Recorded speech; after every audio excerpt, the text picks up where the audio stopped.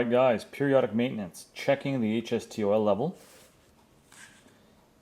Pretty easy description there with the reservoir. Here's the specification of oil, diesel engine oil, SAE 10W30, class CD or higher. And then here we have checking for oil leakage. That's a nice big section on, basically look at it, is it leaking? So if you look at the section on HST, it describes how to bleed the HST.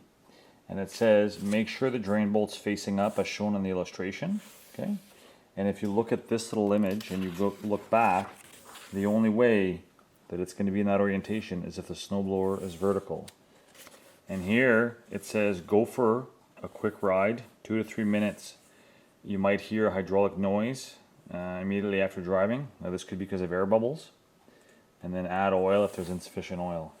So one of the things, guys, I want to say is the whole purpose of this bubbles thing, that's why the reservoir is placed higher. So whatever you're doing, you don't want to invert everything so that the air kind of goes into the transmission. And so we're going to go for a test ride after and see how it goes. So there's a couple of remarks I want to make before you guys attempt to do this oil change. Number one, the gas tank should be empty or quite close to empty. You can siphon it out if you want, or just wait till your tank's empty, then do it. If your tank has too much gas in it, it will come out of the cap, and obviously that's a problem. Now, the lifting point that I have in some videos, all the way at the bottom, doesn't really work well with the center of gravity of the machine. The lifting point you got to use is the horizontal bar just underneath the HST reservoir. And the console, the black Yamaha console, you kind of want to just remove it so that you can more easily do that lift. I used about 400 milliliters of oil in this upcoming video, and that's the quantity I recommend to do a nice flush. We've got the snowblower here, and we're going to lift it so that it ends up in an orientation where we can bleed and fill the hydrostatic transmission. We've got some cardboard down, and as the snowblower starts moving up, the auger is going to drag onto the floor and be protected that way. I'm going to get the reservoir for the oil moved so that it stays kind of vertical. So we try to keep air out of the transmission as this thing gets lifted.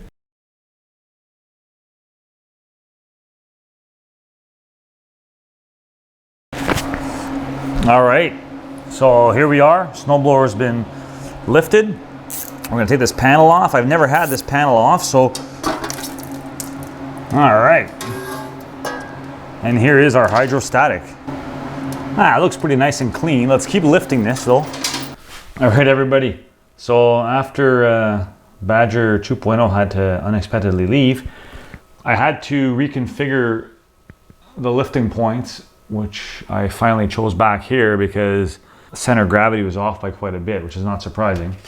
So anyway, now that it's relocated there, the snowblower much better hangs, and now we can kind of decide how to go about draining this. Now, here's the drain bolt, and once this bolt is removed, the oil level from up top is going to want to drain down and come out of this bolt.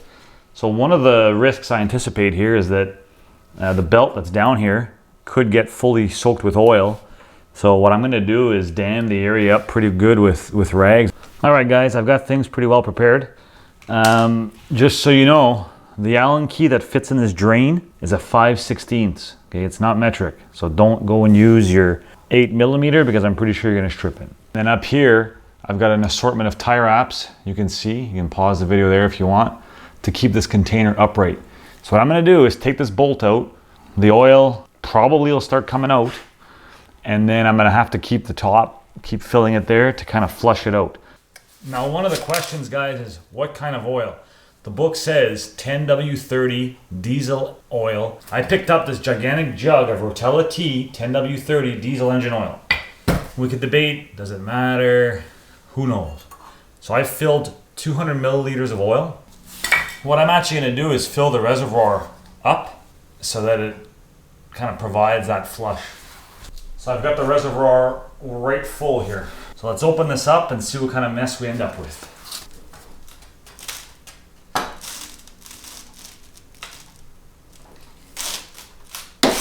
All right. So that's quite tight, guys, honestly.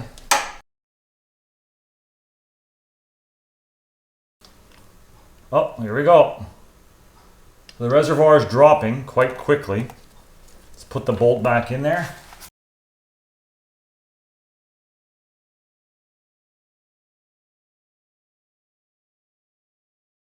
And probably wouldn't surprise anyone that I've got a lot of oil on the floor here.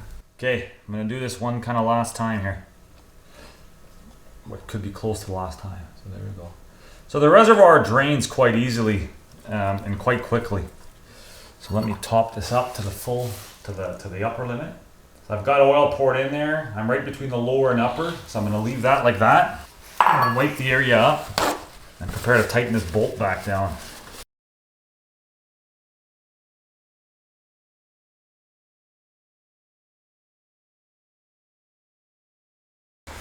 All right, guys, I flushed 400 mils through here. Torque spec is 20 Newton meters or 177 inch-pounds. So I've got here, as I said before, a 5/16 bit on my 1/4 inch drive torque wrench. Now this bolt was extremely tight when we took it off, so it's not going to be torqued that tight.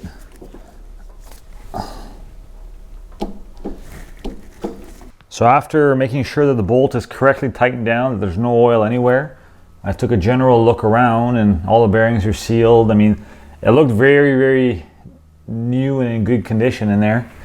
So I'm going to put this cover back.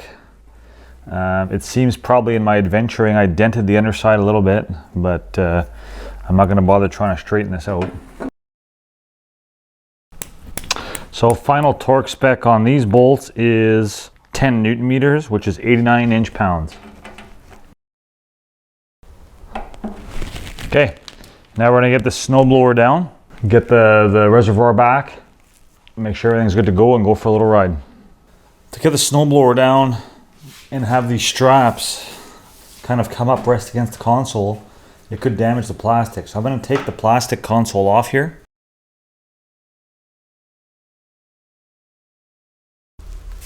So here we go.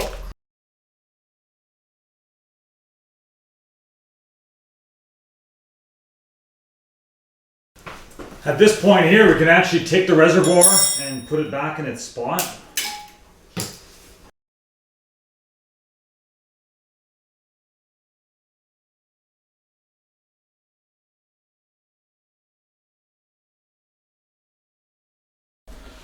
So final torque on this bolt is again our common 10 Newton meters, which is 89 inch-pounds.